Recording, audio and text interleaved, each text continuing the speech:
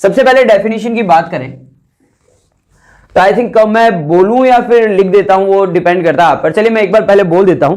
अगर बात की जाए मैक्रो इकोनॉमिक्स की, तो यानी कि macroeconomics defined as the branch of economics which studies the economic issues और problems at the level of an economy as a whole. आइए, यानी मेरे कहने का मतलब देखिएगा, मैक्रो की बात करें तो वर्ल्ड वाइड लेवल पर किसी भी चीज को, चाहे वो इश्यूज हो, चाहे वो किसी भी प्रॉब्लम हो, एट वर्ल्ड वाइड लेवल की बात की जाए, अगर बात करें अपन कंप्लीट वर्ल्ड की, हमारे कंप्लीट अर्थ की, तो देखिएगा जितनी भी प्रॉब्लम्स है हमारे यहाँ पर, चाहे वो इकोनॉमिक इश्यूज से लेके हो, चाहे वो हमारे मनी सप्लाई से लेकर हो, चाहे वो डिमांड सप्लाई से लेकर हो, चाहे वो पर पर्सन इनकम से रिलेटेड हो,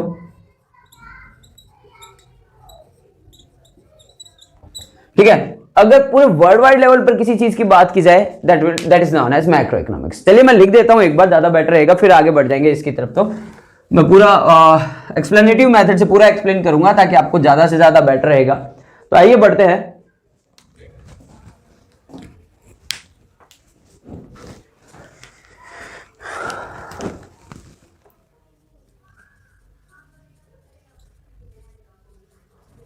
Macroeconomics is defined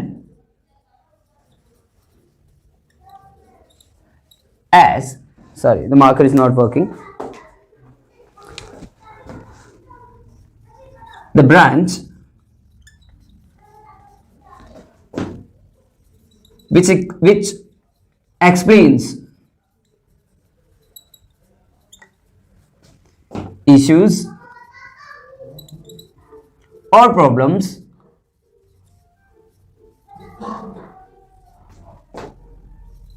of an economy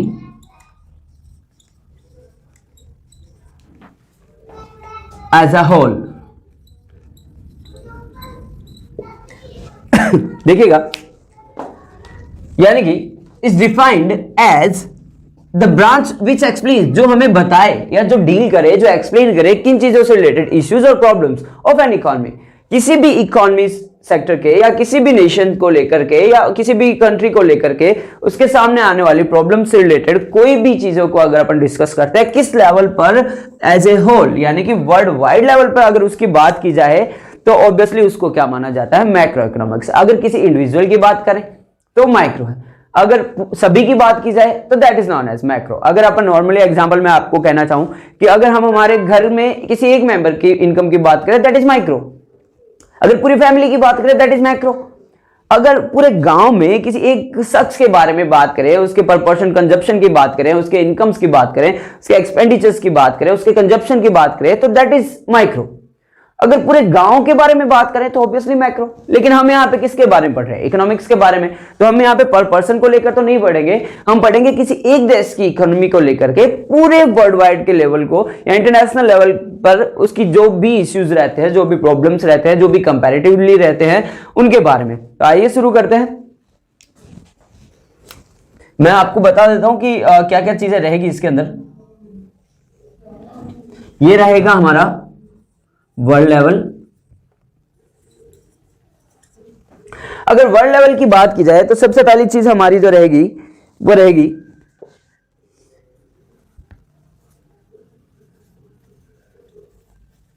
aggregate demand. Next अगर बात की जाए तो हमारा रहेगा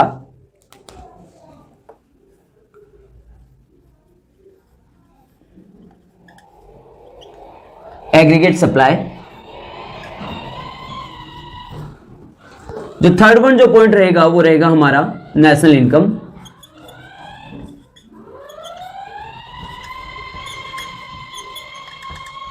मैक्रो इकोनॉमिक्स की बात कर रहे हैं, क्या क्या पॉइंट्स रहते हैं, क्या क्या इश्यूज रहते हैं, किन किन चीजों पे अपन वर्कआउट करने वाले हैं, किन किन चीजों के बारे में अपन बात करने वाले हैं। एक जो पॉइंट रहता है वो रहता है हमारा टोटल एम्प्लॉयमेंट।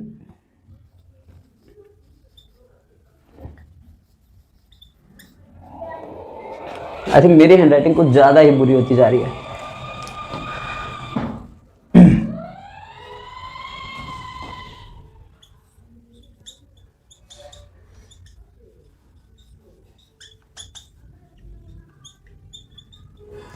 एक पॉइंट रहेगा हमारा रेट ऑफ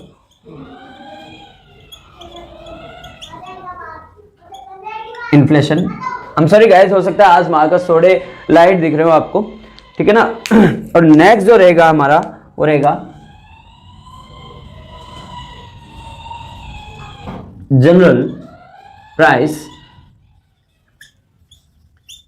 लेवल।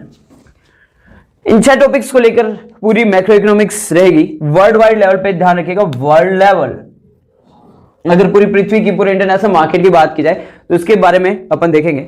आइए शुरुआत करते हैं। देखिएगा डेफिनेशन हमने देख लिया, वर्ल्ड वाइड लेवल पे देख लिया क्या क्या एलिमेंट्स रहेंगे, क्या की एलिमेंट्स रहेंगे। अगर एग्रीगेट डिमांड की बात की जाए तो obviously all over the economics में किन चीजों की डिमांड ज्यादा रहती है, क्या कंज्यूमेबल आइटम्स रहते हैं, कौन कौन सी ऐसी चीजें होती है जिनको सबसे ज्यादा डिमांड में लिया जाता है। अगर अपन देखें तो हमारी बेसिक नीड्स है वो सबसे ज्यादा डिमांड में रहती है, हेल्थ फैसिलिटीज डिमांड में रहती है, मेडिसिन डिमांड में रहती है, क्लॉथ्स डिमांड में रहते हैं, फूड या एडिबल आइटम्स रहते हैं वो सारे डिमांड में रहते हैं। एग्रीगेट सप्लाई की बात की जाए क्योंकि किसी एक इकोनॉमी को लेकर के अगर उसको कंपेयर किया जाए पूरे वर्ल्ड से या पूरे इंटरनेशनल मार्केट से तो एग्रीगेट सप्लाई कह सकते हैं अपन उसको।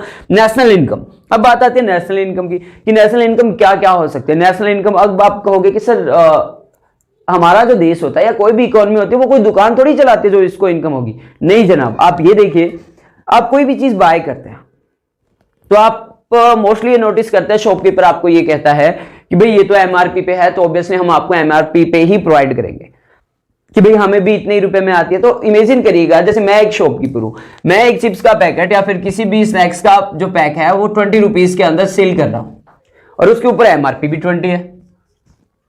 मैक्सिमम रिटेल प्राइस जिसको अपन कहते हैं 20 रुपीज लिखा हुआ। शॉपकीपर क्या कहेगा, नहीं जी ये तो एमआरपी पे है कि हमें भी इतने में ही पड़ता है, ये आता है 10 पैसे बचते हैं, 20 पैसे बचते हैं। क्या इज इट रियली ट्रूथ? क्या ये सच में है ऐसा? नहीं जना। अगर इतने रुपए में उसको आ रहा होता बाइंग कैपेसिटी में तो वो बेचता ही क्यों? अगर उसको प्रॉफिट ही नहीं हो रहा तो ऑब्वियसली वो उसको सेल ही क्यों कर रहा होता? इमेजिन करिए वो इसमें प्रॉफिट मार्जिन ले रहा है और वो जहां से होलसेलर से इसने जहां से खरीदा है, होलसेलर जिसको अपन कहते हैं, उसने भी तो अपना कमीशन अपना प्रॉफिट रेशियो लिया होगा। अब होलसेलर ने डीलर से जहां से खरीदा था डीलर ने भी अपना कमीशन लिया होगा। डीलर की बात करें तो डीलर ने कंपनी से खरीदा था तो कंपनी ने भी अपना प्रॉफिट बुक किया होगा। तो ऑब्वियसली हर एक चीज में क्या रहता है, कहीं ना कहीं प्रॉफिट रहता है। वैसे ही अगर बात करें नेशनल इनकम की तो किसी भी देश की इनकम डिपेंड करती है उसके रेवेन्यूज पे, उसके टैक्सेस पे, उसके इनकम टैक्स पे, उनके कस्टम टैक्स पे, यानी जो भी इनकम टैक्स हम पे करते हैं गवर्नमेंट को, that is non age revenue taxes. जो भी टैक्सेस, जो भी रिसीट्स हम, जो भी एक्सपेंडिचर्स हम करते हैं उनका कुछ एक हिस्सा किसके पास पहुंचता है, गवर्नमेंट के पास पहुंचता है। तो वो किस में जनरेट होता है, नेशनल इनकम में आता है। आगे रहेगा हमारा कैपिटल इनकम और रेवेन्यू इनकम की तरफ बात करेंगे, कैपिटल एक्सपेंडिचर्स की भी बात करेंगे, कैपिटल रिसीट्स की भी बात करेंगे, रेवेन्यू एक्सपेंडिचर्स की भी बात की जाएगी, रेवेन्यू रिसीट्स की भी बात करेंगे। आगे बढ़ते हैं, पहले रेट ऑफ इन्फ्लेशन। इन्फ्लेशन का मतलब सभी को पता है, यानी कि पैसे की अमाउंट में कमी आ जाना, महंगाई बढ़ जाना, किसी भी चीज को अपन कहे तो मुद्रास्फीति जिसको कहते हैं, रेट ऑफ इन्फ्लेशन भी इसी की बात आती है। टोटल एम्प्लॉयमेंट, अब बात आती है टोटल एम्प्लॉयमेंट की। अब आप कहेंगे सर ये टोटल एम्प्लॉयमेंट यहाँ पे बीच में कैसे आ गया? टोटल एम्प्लॉयमेंट की तरफ देखें तो देखिएगा एम्प्लॉयमेंट एक वो बेसिक एलिमेंट है जो किसी भी देश की इनकम को डिसाइड करता है। अगर सारे एम्प्लॉयड है तो ऑब्वियसली उनके पास इनकम सोर्सेस होंगे। अगर इनकम सोर्सेस अच्छे होंगे तो ऑब्वियसली दे विल एक्सपेंड और they will spend that money into the market, at the market. वो सामान खरीदेंगे, कंज्यूम करेंगे, जब वो खरीदेंगे तो ऑब्वियसली उनको पे करेंगे। अब पे करने के बाद में जो भी पैसा आता है उसमें से कुछ एक मार्जिन किसके पास डेफिनेटली पहुंचता है, गवर्नमेंट के पास पहुंचता है। तो टोटल एम्प्लॉयमेंट भी एक सबसे इंपॉर्टेंट की एलिमेंट रहेगा इसके अंदर। जनरल प्राइस लेवल है, प्राइस लेवल की बातें की जाए किसी भी चीज की इन्फ्लेशन को लेकर के, डिफ्लेशन को लेकर के, किसी के भी अमाउंट्स में प्राइसेस में कम ज्यादा होते हैं या फिर प्राइसेस में इंक्रीमेंट लगता है या डिक्रीमेंट लगता है, उन सारी चीजों के टॉपिक के बारे में अपन डिस्कस करेंगे। आइए बढ़ते हैं हमारे नेक्स्ट टॉपिक की तरफ, that is difference between micro and macro economics. If you want to take the screenshot, then you can take it. I hope you have taken the screenshot. I'm going to rub this on.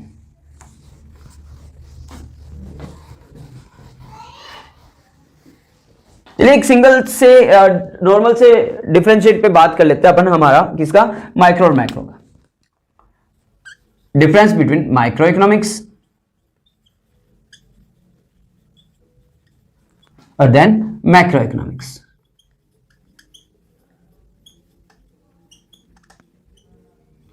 एक simple सा difference जो मैं अभी बताकर हटाऊं आपको, एक बार उसी को डिस्कस कर लेते हैं। वाइडली जो होगा, एक्सप्लेनेटिवली जो होगा, वो अपन नेक्स्ट क्लास में डिस्कस करेंगे। माइक्रो इकोनॉमिक्स की अगर बात की जाए तो ऑब्वियसली ये क्या है, स्टडी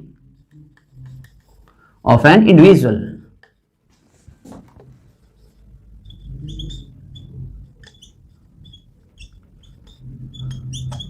अगर किसी एक की बात की जाए तो माइक्रो इकोनॉमिक्स है, और मैक्रो की बात की जाए तो कहते हैं अपन स्टडी ऑफ ह्यूज,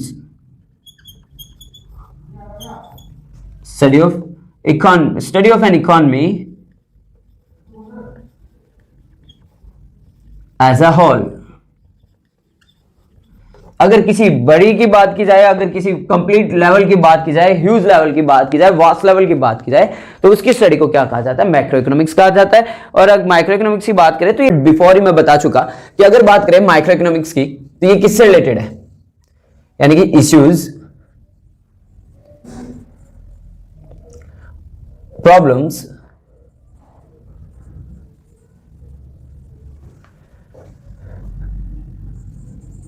related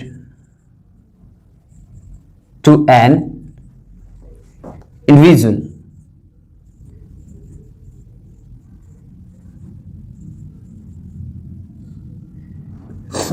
अगर बात की जाए इश्यूज और problems related to an individual, काफी स्टूडेंट्स ने ये भी कहा कि सर आपके टैक्स थोड़े से छोटे हैं, तो I am trying to work about it, कोशिश कर रहे हैं। आई होप अब आपको ये टैक्स क्लियर दिख रहे होंगे। अगर मैक्रो इकोनॉमिक्स की बात करें अपन, तो मैक्रो इकोनॉमिक्स की जो स्टडी रहेगी सेम है, प्रॉब्लम ऑफ चॉइसेस। प्रॉब्लम कह दीजिए आप, इश्यूज कह दीजिए, problem of choices,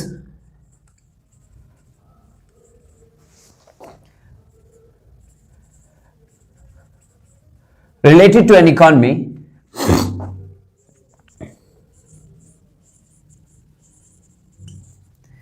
as a whole. यानी कि पहला जो हमारा स्टडी बेसिस रहेगा क्या रहेगा कि इश्यूज और प्रॉब्लम्स रिलेटेड टू इंडिविजुअल है, चॉइसेस से रिलेटेड भी हो सकते हैं, ध्यान रखिएगा ये भी चॉइसेस से रिलेटेड हो सकती है, ठीक है।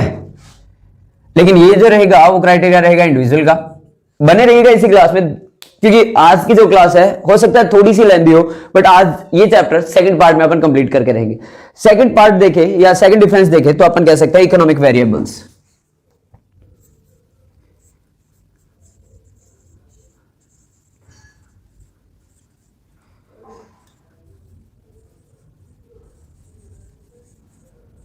और एक छोटी सी रिक्वेस्ट और भी आपसे, अगर आपको टेक्सचर फिर भी थोड़े छोटे लग रहे हो या फिर समझ नहीं आ रहे हो तो प्लीज आप वीडियो की क्वालिटी अपग्रेड कर लीजिएगा, थोड़ा बढ़ा लीजिएगा ताकि आपको ये चीजें क्लियर हो जाए। अगर बात करें अपन माइक्रो इकोनॉमिक्स में कि कौन से इकोनॉमिक वेरिएबल्स काम में आते हैं, तो ऑब्वियसली देखिएगा सीधी सी बात है, ये जो बात करता है यानी माइक्रो इकोनॉमिक्स जो स्टडी करता है या रिलेट करता है किससे, या it relates with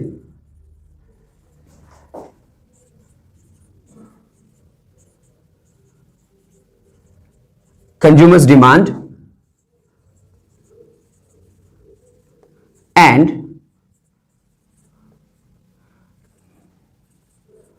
producers supply। Marker भी मैंने थोड़ा थिक यूज करने का कोशिश की है। आई होप अब इजीली आपको समझ में आ पाएगा। और अगर देखो माइक्रो इकोनॉमिक्स की तरफ देखें तो ये रिलेट करता है किससे, कंज्यूमर की डिमांड से या प्रोड्यूसर की सप्लाई से, सिंगल इंडिविजुअल की अगर बात करें। मैक्रो इकोनॉमिक्स की बात करें तो it relates with aggregate demand and supply of an economy।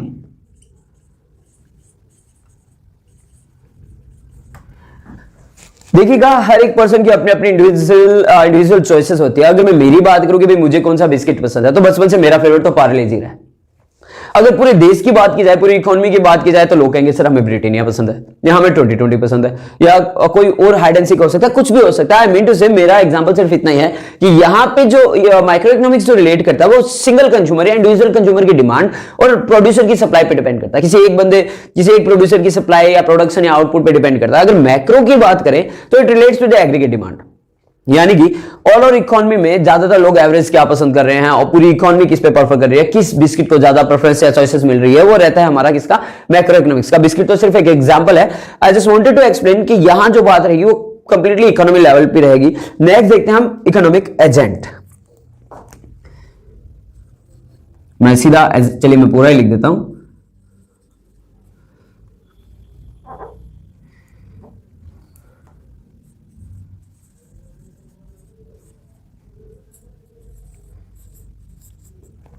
अब बात आती है इकोनॉमिक एजेंट को लेकर के कि एजेंट यहां पे मैंने क्यों लिखा है कि यहां पे डिसीजंस जो हैं इकोनॉमिक एजेंट, यानी कि डिसीजंस किसके थ्रू लिए जाते हैं, कौन है जो माइक्रो इकोनॉमिक्स में डिसीजन लेता है और माइक्रो इकोनॉमिक्स के डिसीजंस किसके द्वारा लिए जाते हैं। यानी कि यहां पर बात करें तो अपन कह सकते हैं decisions are taken by an individual agent. कि माइक्रो इकोनॉमिक्स में जितने भी डिसीजन है वो किसके द्वारा लिए जाते हैं, सिंगल पर्सन के द्वारा, सिंगल कंज्यूमर के द्वारा या फिर किसी भी इंडिविजुअल एजेंट के द्वारा उसके जो डिसीजन है वो लिए जाते हैं। अब अगर बात आ रही है मैक्रो इकोनॉमिक्स की, इकोनॉमिक लेवल की, तो ऑब्वियसली इसके डिसीजन कौन लेगा, कोई भी इंस्टीट्यूशन, कोई भी बड़ा इंस्टीट्यूशन। अब आप ये देखें कि अगर मार्केट में अपन करेंसी फ्लो की बात करते हैं, मनी फ्लो की, sorry for that, money flow की बात करते हैं, तो भाई हमारे घर में पैसे से रिलेटेड होने वाले जितने भी फैसले कौन लेते हैं, हमारे घर का सबसे बड़ा इंसान, जैसे दादाजी हो सकते हैं, पिताजी हो सकते हैं, ताया हो सकता है, कोई भी हो सकता है, बड़े पापा हो सकते हैं, जिनको भी आप कहते हैं ताऊ जी हो सकते हैं। तो ऑब्वियसली घर का जो बड़ा शख्स होगा वो फैसले लेगा। लेकिन जब बात मैक्रो इकोनॉमिक्स की आ रही हो तो यहां पर बड़े फैसले कौन लेगा, यहां पे फैसले कौन लेगा, गवर्नमेंट लेगी, या इंस्टीट्यूशंस की बात करें तो आरबीआई लेगी, सिक्योरिटी एक्सचेंजेस की बात करें तो सेबी लेगी, security exchange board of India. Telecommunication की बात करें तो ट्राई लेगा। ट्राई का एक मैसेज आता होगा आपके पास कि भाई जब भी आप टैक्स मैसेज की लिमिट्स को यूज कर लेते हैं या इंटरनेट का आपका मैक्सिमम डेली अपडेट जो भी आप यूज कर रहे हैं उस लिमिट को पार कर जाते हैं तो आपके पास एक मैसेज आता है। जैसे ट्राई की बात करें तो डेली के 100 टैक्स मैसेज की परमिशन है, जैसे आप 50 टैक्स मैसेज को पास आउट कर जाते हैं या उस लिमिट को पार कर जाते हैं तो आपके पास एक मैसेज आता है कि भाई according to the limitation decided by TRAI you have reached up to the 50% limit of your text messages. तो वो ट्राई रहता है, कम्युनिकेशन रह जाता, सॉरी इंस्टीट्यूशंस रहते हैं। यानी यहां की बात करें डिसीजंस आर टेकन बाय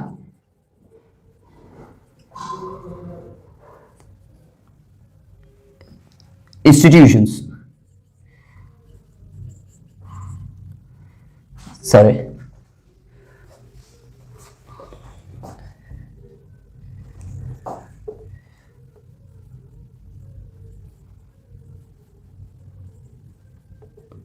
अगर बात करें इंस्टीट्यूशंस की, फॉर एग्जांपल अपन आरबीआई लिख सकते हैं, अपन सेबी लिख सकते हैं, ट्राई लिख सकते हैं, है ना। ये जो है वो इंस्टीट्यूशन जो ओवरऑल फैसले लेते हैं। नेक्स्ट पॉइंट की तरफ अगर अपन बढ़े तो सेंट्रल इश्यूज की बात करें,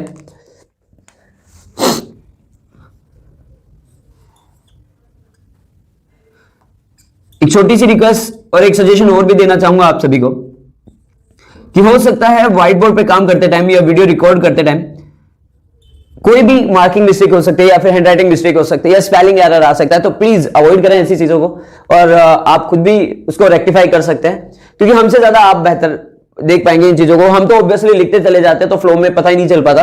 इफ इन केस ऐसी कोई मिस्टेक आती है तो obviously please it's my request कि आप उसको रेक्टिफाई करें। सेंट्रल इश्यू की बात करें तो देखिएगा माइक्रो इकोनॉमिक्स के जो सेंट्रल इश्यूज की प्रॉब्लम आती है उनमें सबसे बड़ी प्रॉब्लम क्या है, अलोकेशन ऑफ रिसोर्सेज।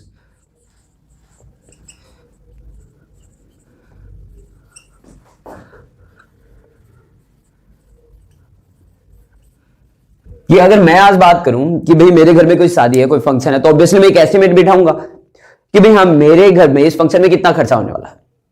तो क्या वो खर्चा मैं पूरी दुनिया को लेकर के बैठा रहा हूं क्या मैं वो एक्सपेंडिचर एस्टिमेशन सारे टाउन को देखकर कर रहा हूं या पूरे इंडिया को देखकर कर रहा हूं? नहीं जनाब, वो एक्सपेंडिचर मैं सिर्फ मेरी इंडिविजुअली जितना भी एक्सपेंडिचर होगा जिस फंक्शन को लेकर के मैं एक्सपेंडिचर एस्टिमेट कर रहा हूं, वो इसमें रहता है कि मेरे पास कितने रिसोर्सेज है, कितना कैश बैलेंस है, कितना बैंक बैलेंस है, कहां कहां मेरे को कितना खर्चा करना है, वो सारे क्या रहेंगे? माइक्रो इकोनॉमिक्स में रहेंगे।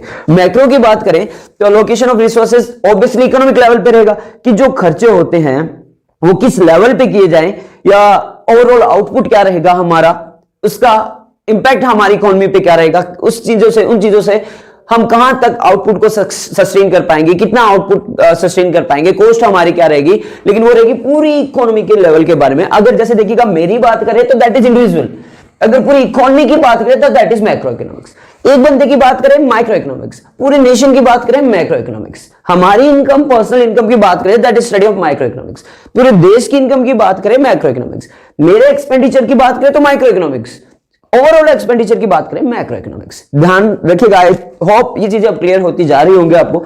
अगर इसकी बात करें अपन तो यहां पे जो क्या रहता है सेंट्रल इशू इसका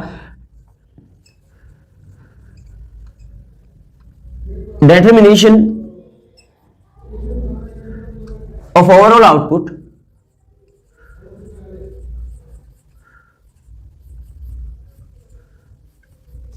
of an economy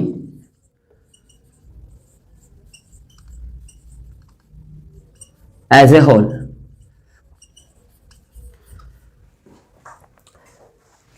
नेक्स्ट अगर अपन देखें तो देखिएगा, पहले मैं आपको वापस इसी टॉपिक पे ले चलता हूं। अलोकेशन ऑफ रिसोर्सेज, यानी अगर मुझे किसी चीज में इन्वेस्ट करना है, अगर मुझे किसी चीज सॉरी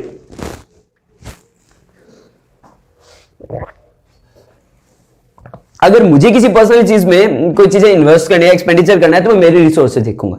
अगर पूरी नेशन को कोई डिसीजन लेना है तो ऑब्वियसली नेशन क्या देखेगा, ओवरऑल इकोनॉमी में हमारे पास कितने रिसोर्सेज है, वो मैक्रो इकोनॉमिक्स में रहेंगे, किस हद तक हम उनको अचीव कर सकते हैं, हमारा सस्टेनेबल आउटपुट क्या रहेगा, जो हम इनपुट प्रोवाइड कर रहे हैं क्या एग्जैक्टली दैट उसके अकॉर्डिंग हमारे को आउटपुट मिल रहा है, वो सारी चीजें किसमें रहेगी? मैक्रो इकोनॉमिक्स में रहेगी। लास्ट बट नॉट लीस्ट ध्यान रखिएगा, डिफरेंसेस बहुत सारे हो सकते हैं बट मैक्सिमम 4 मार्क्स के क्वेश्चन रहेंगे हमारे पेपर में according to the CBSE guidelines. तो obviously 5 differences are sufficient, but be careful कि आपको आपका जो फॉर्मेट हो वो अच्छा हो, इंप्रेसिव हो, आपके हैंडराइटिंग अच्छी हो, आपके जो बेसिस स्टडी हो वो क्लियर हो, और आप जो बताना चाहें वो ऑब्वियसली आपके फॉर्मेट में पूरे आ रहे हो। तो थोड़ा बड़ा भी बना सकते हैं इसको, you can use it your own language, ठीक है।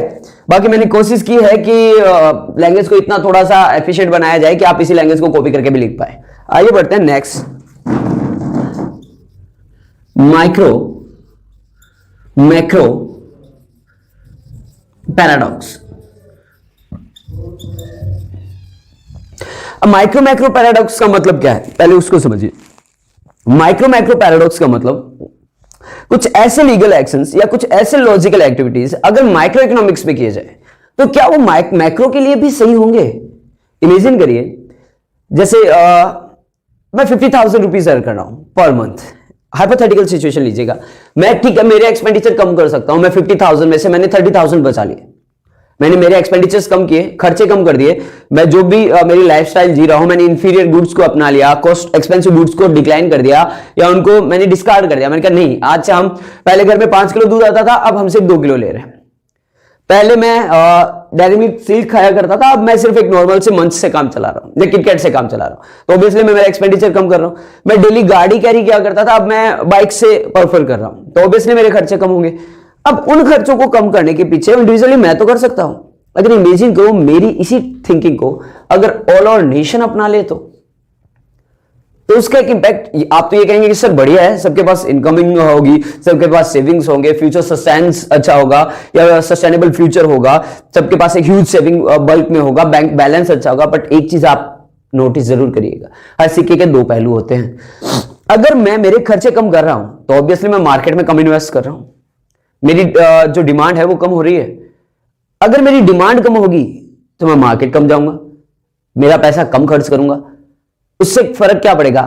एक अकेले बंदे से कोई नहीं फर्क पड़ने वाला। अगर मेरी तरह पूरा देश ये करने लग जाए तो, अगर पूरी इकोनॉमी, पूरी इंडियन इकोनॉमी इसी कंसेप्ट पे चले तो उसका नुकसान ये होगा कि मार्केट में जो डिमांड होगी वो कम हो जाएगी।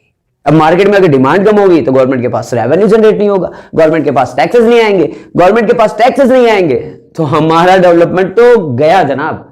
तो इन चीजों को हमें ये देखना है, ये जरूरी नहीं है कि जो लीगल एक्शन या जो legal activities micro economics level पे ली जाए वो मैक्रो इकोनॉमिक्स पर भी सही साबित हो। ठीक है, माइक्रो पैराडॉक्स आई थिंक आप समझ गए होंगे। अगर मैं लिखना चाहूं तो मैं लिख सकता हूं व्हाट इज लॉजिकल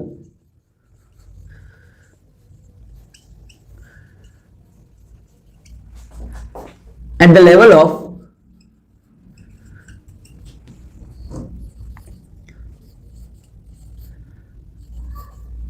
microeconomics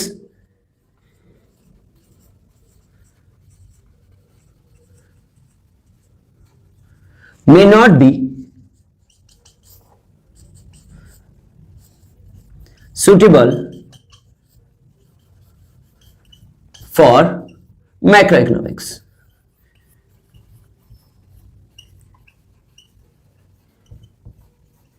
फिर से ध्यान दीजिएगा कि ये कंपलसरी नहीं है, और कंपलसरी क्या, ये पॉसिबल भी नहीं है कि जो फैसले एक इंडिविजुअल बेसिस पे लिए जाएं वो नेशनल लेवल पे भी लिए जाएं। भाई मैं कह दूं भाई मुझे पार्ले जी ही खाना है, तो क्या मेरे साथ साथ पूरा इंडिया पार्ले जी खाने लग जाएगा?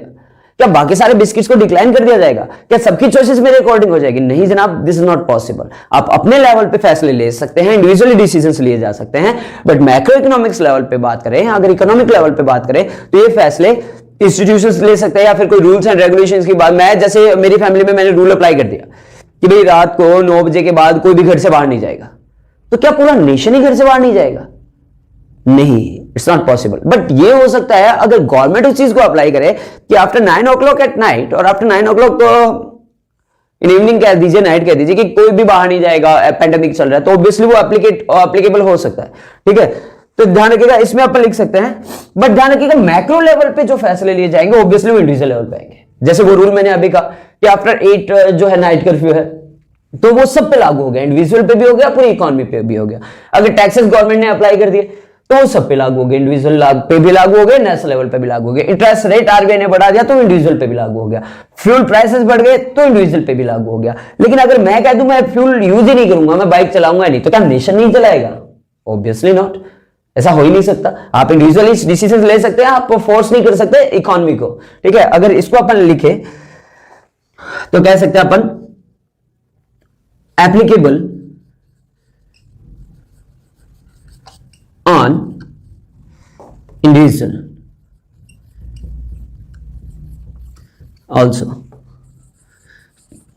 यानी जो भी लीगल एक्शंस मैक्रो इकोनॉमिक्स लेगा वो माइक्रो को भी इंपैक्ट करेगा। आई थिंक डिफरेंस आपको क्लियर हुआ होगा। स्क्रीनशॉट ले लीजिए, फिर बढ़ते हैं हम हमारे नेक्स्ट टॉपिक की तरफ।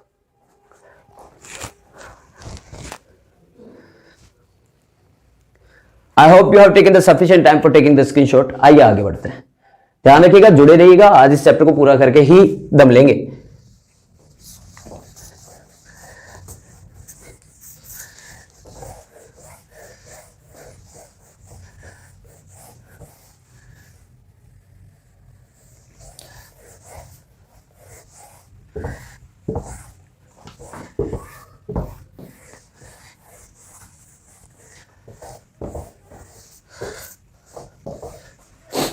आइए बढ़ते हैं नेक्स्ट टॉपिक की तरफ, scope of macro economics.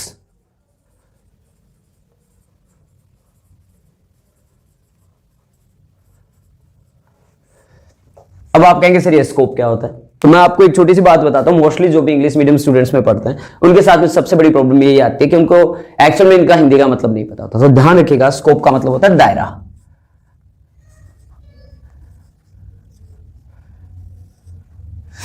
Boundaries कह सकते हैं, लिमिटेशंस कह सकते हैं अपन। स्कोप की बात करें तो सबसे पहला पॉइंट जो रहता है मैक्रो इकोनॉमिक्स का, मैं यहीं से स्टार्ट आउट कर देता हूं कि ये क्या करता है। मैक्रो इकोनॉमिक्स की सबसे बड़ी बात की जाए तो ऑब्वियसली ये क्या करता है, estimation of national income. Number 1 point करें अपन,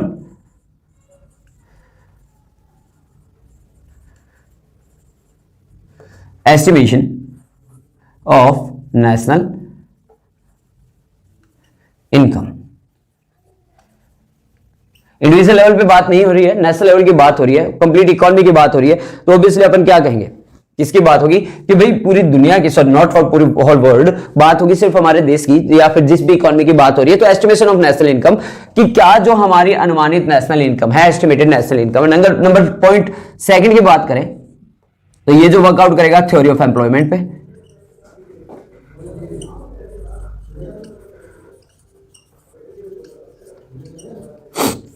देखो माइक्रो की बात की जाए तो पर पर्सन इनकम की बात हो सकती है, पर पर्सन एम्प्लॉयमेंट की बात हो सकती है, हमारे घर में कितने लोग कमाने वाले हैं उनकी बात हो सकती है। लेकिन अगर नेशनल लेवल पे बात की जाए तो मैक्रो इकोनॉमिक्स किस पे प्रेफर करेगा? थ्योरी ऑफ एम्प्लॉयमेंट पे। नेक्स्ट अगर बात करें तो थर्ड पॉइंट रहेगा हमारा theory of money. Cash flow कितना है, मार्केट में कैश लिक्विडिटी कितनी है। Theory of money in the sense अगर अपन कहें तो भाई क्रिएशन ऑफ मनी कैसे हो सकता है, मनी मल्टीप्लायर किस बेसिस पे काम करेगा, और प्राइस लेवल क्या होगा। चलिए वो तो नेक्स्ट पॉइंट पे बात कर लेंगे अपन। थ्योरी ऑफ मनी की बात करें तो भाई क्रिएशन ऑफ मनी कह सकते हैं, मार्केट में कितना पैसा जा रहा है, किस हद तक जा रहा है, लोगों के पास कैश लिक्विडिटी कितनी है। If you want to reduce the cash liquidity then obviously government क्या करती है, अपनी जो फिक्स्ड एसेट्स होती है उनको ओपन फॉर मार्केट कर देती है, ताकि लोग उन एसेट्स को खरीदेंगे। मार्केट में से क्या कम हो जाएगा? कैश लिक्विडिटी कम हो जाएगी। नेक्स्ट अगर देखें तो जनरल प्राइस लेवल।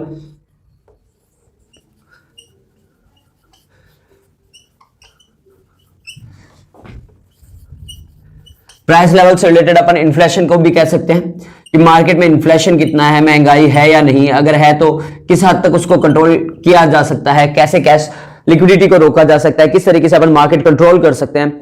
नेक्स्ट अगर अपन देखें तो भाई गवर्नमेंट का क्या रोल रहता है, रोल ऑफ गवर्नमेंट भी इसी का हिस्सा है।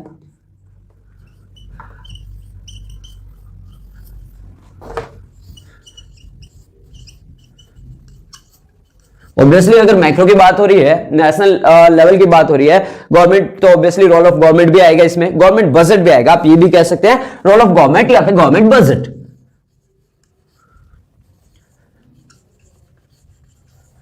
देखो बजट से एक बात मैं आपको बताना चाहूंगा कि आप अपने घर का एक्सपेंडिचर मेंटेन कर रहे हैं, आप हर महीने एक अमाउंट बना रहे हैं कि हाँ भाई हमारे महीने का एक्सपेंडिचर इतना होना चाहिए, दैट इज मैक्रो इकोनॉमिक्स। आप पूरे देश का खर्चा नहीं बना सकते। आपको जब पूरे देश की बात आएगी तो मैक्रो इकोनॉमिक्स लेवल होगा। बजट की बात आती है तो मैक्रो इकोनॉमिक्स लेवल क्या होता है, क्यों? क्योंकि ऑब्वियसली किसकी बात आती है, वो वहां पर नेशनल लेवल की बातें रहती है। तो ये थे हमारे स्कोप ऑफ मैक्रो इकोनॉमिक्स की। दायरा क्या है मैक्रो इकोनॉमिक्स का? नेशनल इनकम कैलकुलेशन में हो सकती है, एस्टिमेशन में हो सकती है, थ्योरी ऑफ एम्प्लॉयमेंट हो सकता है, थ्योरी ऑफ मनी हो सकता है, जनरल प्राइस लेवल, इन्फ्लेशन वगैरह, महंगाई वगैरह के बारे में लिख सकते हैं अपन, रोल ऑफ गवर्नमेंट बजट के बारे में हो सकता है। एक और चीज ध्यान रखिएगा, 6 पॉइंट में यहां लिख देता हूं, वो रहता है हमारा बीओपी, बैलेंस ऑफ पेमेंट।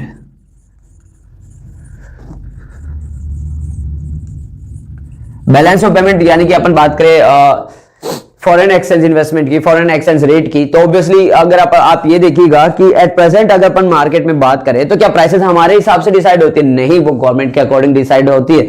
हम डॉलर की प्राइसेस को डिसाइड नहीं कर सकते, वो होल वर्ल्ड डिसाइड करता है, वो मार्केट लेवल डिसाइड करता है। हमारी जो करेंसी है उसकी वैल्यूएशन डिसाइड करती है कि क्या जो रहेगी वो इंटरनेशनल लेवल पे इसकी प्राइसिंग रहेगी। स्कोप ऑफ मैक्रो इकोनॉमिक्स आपके सामने है।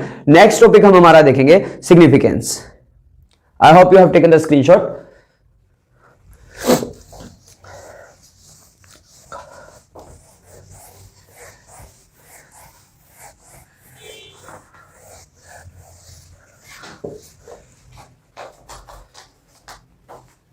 आइए बढ़ते हैं, here it is.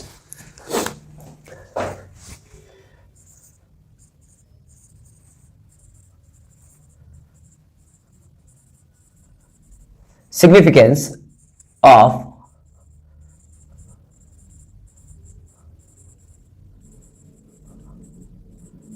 Macro economics. अब कहेंगे आप, फिर कहेंगे सिर्फ सिग्निफिकेंस का मतलब भी बता दीजिए, तो ऑब्वियसली सिग्निफिकेंस का मतलब होता है महत्व, आवश्यकता कहा जा सकता है, इंपॉर्टेंस कही जा सकती है। अगर सिग्निफिकेंस की बात करें तो ऑब्वियसली देखिएगा, सबसे पहली बात अगर मैक्रो इकोनॉमिक्स की कही जाए तो ये डिस्क्रिप्शन है।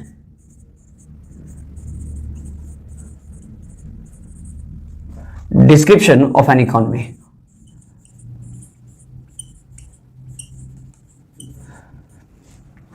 इसके अंदर क्या लिखना है वो मैं आप लोगों पे छोड़ देता हूं। ऑब्वियसली मैं बता देता हूं कि डिस्क्रिप्शन ऑफ एन इकोनॉमी की क्या टारगेट्स हमने डिसाइड किए थे, किस हद तक हमने उन टारगेट्स को अचीव किया है, वो सारा का सारा डिस्क्रिप्शन किसके अंदर होता है? मैक्रो इकोनॉमिक्स में होता है। नेक्स्ट अगर बात करें तो ऑब्वियसली क्यों जरूरत है मैक्रो इकोनॉमिक्स की? फॉर ग्रोथ मैप और road map.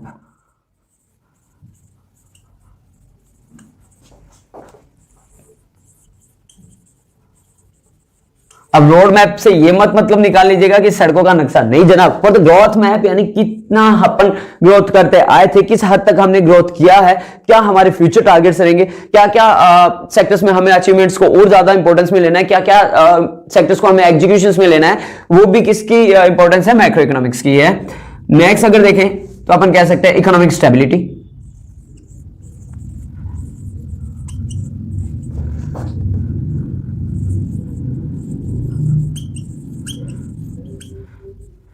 Economic stability in the sense अब ये है कि अर्थव्यवस्था का संतुलन।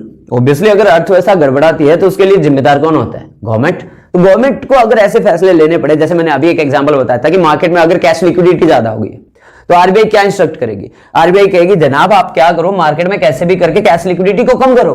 तो कम करने के पीछे गवर्नमेंट क्या करेगी, अपनी जो फिक्स्ड एसेट्स है, गवर्नमेंट की जो फिक्स्ड एसेट्स है, गवर्नमेंट उनको ओपन फॉर सेल करेगी। तो पब्लिक के पास, जिनके पास भी पैसा होगा वो खरीदेंगे, तो लोगों के पैसे किसके पास आ जाएंगे, ऑब्वियसली गवर्नमेंट के पास में। तो वो क्या रहेगी, इकोनॉमिक स्टेबिलिटी। एक संतुलन बनाए रखने के लिए मैक्रो इकोनॉमिक्स की स्टडी होना काफी ज्यादा जरूरी है। बैलेंस ऑफ पेमेंट स्टेटस भी इसी का हिस्सा है, बीओपी,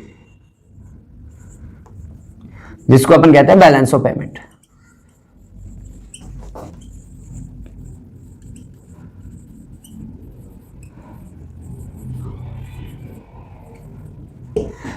फॉरेन एक्सचेंज बोर्ड के अकॉर्डिंग हमारे पास कितनी फॉरेन करेंसीज है, किन किन लेवल पे हमारे पास कैश लिक्विडिटी है ना, ये सारी चीजें भी मैक्रो इकोनॉमिक्स की है। नेक्स्ट अगर अपन देखें तो प्रॉब्लम्स ऑफ पॉवर्टी भी इसी का हिस्सा है,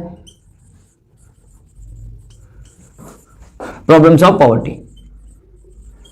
प्रॉब्लम्स ऑफ पॉवर्टी का मतलब ये नहीं है कि ये गरीबी का गरीबी के पीछे ये रीजन है, नहीं। प्रॉब्लम्स ऑफ पॉवर्टी यानी कि क्या क्या रीजंस है या क्या क्या समस्याएं आ रही है हमारे सामने, जिसकी वजह से हमारी इकोनॉमी इन प्रॉब्लम्स को फेस कर रही है, पॉवर्टी को फेस कर रही है, अनएम्प्लॉयमेंट को फेस कर रही है, ठीक है ना। तो उन चीजों के लिए भी मैक्रो इकोनॉमिक्स की स्टडी होना काफी ज्यादा जरूरी है, ताकि अपन सस्टेनेबल अचीवमेंट की तरफ बढ़ सकें, ये देख सकें कि किन सेक्टर में हमें वी नीड टू इंप्रूव मोर, हमें क्या सुधार करना।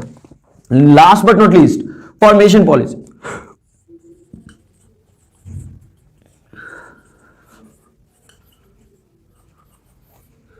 फॉर्मेशन पॉलिसी यानी कि ओवरऑल हमने क्या टारगेट्स किए थे, किस हद तक हमने उनको अचीव किया, हमने उनको सही ट्रैक किया या नहीं किया, सही ट्रैक पे अपन चल रहे हैं या नहीं चल रहे, किस हद तक हमने उनको अचीवमेंट्स में लिया है, ये फॉर्मेशन पॉलिसीज है। अगर हम उनको सक्सीड नहीं कर पा रहे या किसी वजह से हम उनको अचीव नहीं कर पा रहे, तो हमने क्या खामियां की थी, हमसे क्या गलतियां हुई जिसकी वजह से हम अपने टारगेट्स को अचीव नहीं कर पाए। अगर नेशनल लेवल पर बात की जाए तो फॉर्मेशन पॉलिसी भी इसकी इंपॉर्टेंस है कि मैक्रो इकोनॉमिक्स सही मायने जैसे हम पढ़ते हैं तो हम क्या देखते हैं कि भाई हमसे क्वेश्चन कहां गलत हुआ।